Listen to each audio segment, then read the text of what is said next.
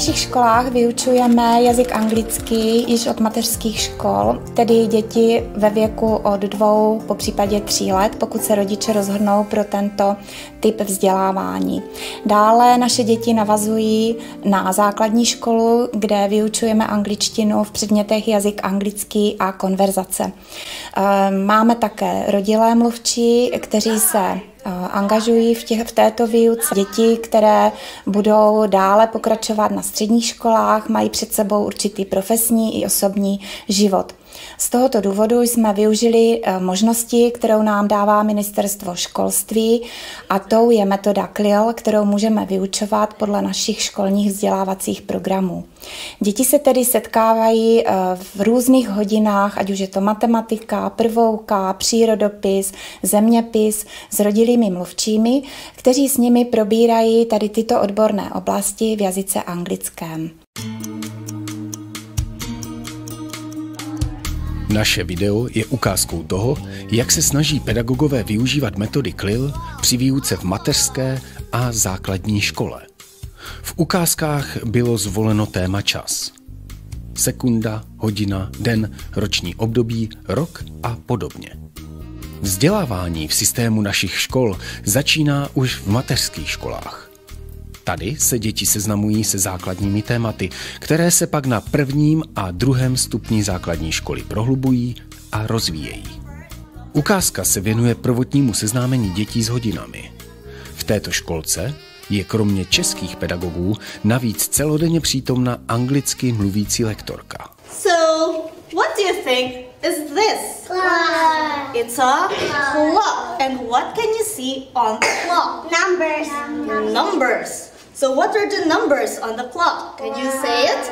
1, 2, 3, 4, 5, 6, 7, 8, 9, 10, 11, 12. Good job. So what's on your face? What are these? Eyes, nose, mouth, ears. Ears.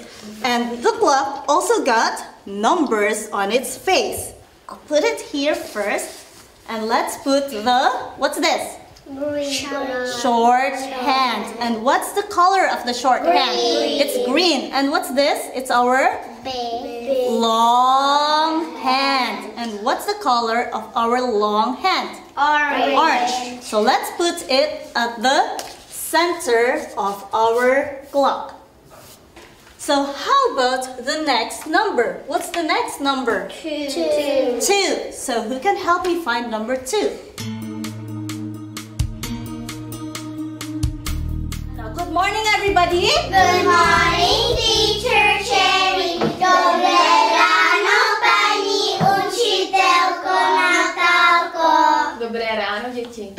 Okay, now let's recite first our rules. Everybody, what's rule number 1? Rule number 2. Follow directions quickly. Zde je vidět, jak lze skloubit přítomnost obou vyučujících, české i anglické v jedné hodině, při probírání učiva týkajícího se hodin a dnů v týdnu. Zároveň škola rozvíjí na vyšší úrovni to, co bylo probíráno v mateřské škole. Ukázka je ze třídy, kde výuka probíhá ve většině předmětů, v češtině i v angličtině. Jak poznáme, že to jsou hodiny? Ručičky. Co ukazuje ta velká ručička, Maxiku? Minuty. Minuty, přesně tak. Minutu po minutě se posunuje. A ta malá ručička, Vanesko? Hodiny. Hodiny. A věděli byste, holky, teď, kdy je oběd, v kolik hodin je oběd? Řekněte mi, v kolik to je? 12. Ve 12, výborně. A nastavíme teď 12 hodin. 1, 2, 3. 1, 2, 3. Anna! Okay, now let's count 1 to 12, everybody. 1, 2, 3, 4, 4, 5, 6, 7, 8, 9, 10, 11, 12. Now, use your inside voice. Yes, okay. So this is for you. Give me another. Oh, yes. Okay, very good. Now, did you ask your friends for help? Yes. Okay, good. V závěru hodiny vidíme hodnocení jejího průběhu a také hodnocení práce jednotlivců. Rok je 12 kamarádů, střídají se, oslouvá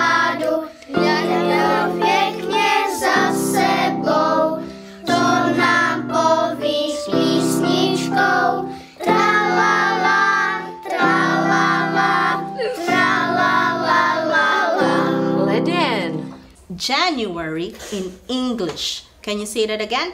January. Now faster. January. Faster. January. One more time. January. March. March. Very good. Everybody say March. March. Again. March. Again. March. Tato ukázka je ze třídy, kde výuka probíhá ve většině předmětů pouze v češtině. Žáci mají 2 hodiny týdně výuky angličtiny a hodinu prvouky s českou vyučující i s anglickou lektorkou. V hudební výchově je zpracováno téma známé už z prvouky. Dochází tak k obohacení o další náměty v rámci mezipředmětových vztahů. Výborně. Show me 3 o'clock. Good job. Show me 9 o'clock. Very good. Now show me 2:30 or 2:30. Hodiny. Hodiny. A jsou to jaké hodiny? Jaké jsou to? Jsou digitální, analogové, jaké? Analogové. Analogové. Ve 3. třídě probíhá výuka prvouky částečně v angličtině. Žáci se zabývají tématem Svět kolem nás a prohlubují své znalosti v oblasti měření času. Ukazujeme, že spolupráce českého a anglicky mluvícího učitele je přínosem pro žáky také ve třídách, které mají metodou CLIL obohacenou výuku jen právě v tomto předmětu. Jedná se o běžnou třídu. Long hand is busy, but the short hand has the power. The long hand tells the minutes, but the short hand tells the... Téma dnešní hodiny je zima. Co vás napadne, když řeknu zima? Bílá barva. Bílá barva, super! Good morning everybody. I would like you to write words about winter. Je obtížné implementovat anglicky vedenou výuku v odborných předmětech do tříd, ve kterých není vybudována pro předmět dostatečná slovní zásoba. V těchto třídách je anglický jazyk vyučován na 2. stupni pouze 3 hodiny týdně. Proto je začleněna anglická konverzace do výchov. Zde do výtvarné výchovy. Matyáš, what are you drawing? I need to do some place in winter, but I really know what to do, so I will draw waterfall and some trees. And will you only use pencil or are you going to use some pastels? I want to do next part there, what will be colored, but this part will be just black, grey and white. Thank you. Bye. Goodbye. Ještě bych ho trošku rozvinula, tady udělala aspoň stín, nebo náznak tady těch stínů té zdi, jak je okno zasazeno. Pokusím se. I'm drawing a lake, but someone said it looks like an eye. So I think I will do it like a lake and an eye in one picture. Tadias, what are you drawing here? Yes, I'm drawing a pathway. There will be trees on the side, maybe some lamps, maybe a house in the distance, and I will do a panoramic shot. Yes. Dnes budeme prezentovat projekty, které jste vytvářeli. Měli jste na to 4 hodiny, doufám, že to byl dostatek času. A tento projekt se jmenuje Přírodní katastrofy. Vy jste měli 3 úkoly. Řekne mi někdo nějaký? Měli jsme dělat modely. Kdo ještě druhý? Slovíčka jsme hledali. Ano, a Rozjišťovali jsme informace. perfekt. Další možností využití metody CLIL je projektové vyučování. Výborné zkušenosti jsou s takovou výukou v předmětech jako občanská, rodinná nebo globální výchova. Žáci zpracovávají téma živelné pohromy. I tady se jedná o spolupráci českého pedagoga s rodilým mluvčím v téže hodině. Pro zpracování tématu žáci s oblibou využívají školní nebo osobní notebooky. Tsunami vzniká třením 2 zemských desek a naposledy jsme zaznamenali největší tsunami v Japonsku. Naposledy teďka. Tsunamis are created by 2 plates colliding, and every year thousands of people are killed by tsunamis. That's fantastic. Thank you very much. Tak my jsme si zpracovali téma na sucho. Vyhledali jsme si o tom informace a anglická slovíčka. For example, drought, stifling and cracks. Well, volcanoes aren't history.